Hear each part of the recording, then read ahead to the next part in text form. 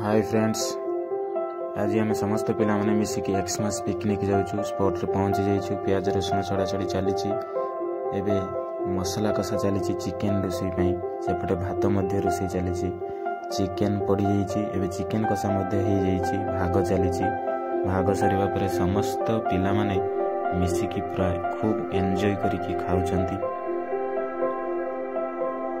एबे पापड़ छका चली आलू छका चली मटन दे पड़े बोली मटन रोषे चली मटन रोषे आसला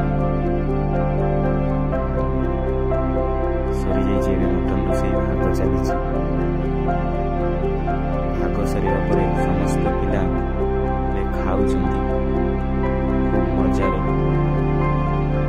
लाइट नहीं मोबाइल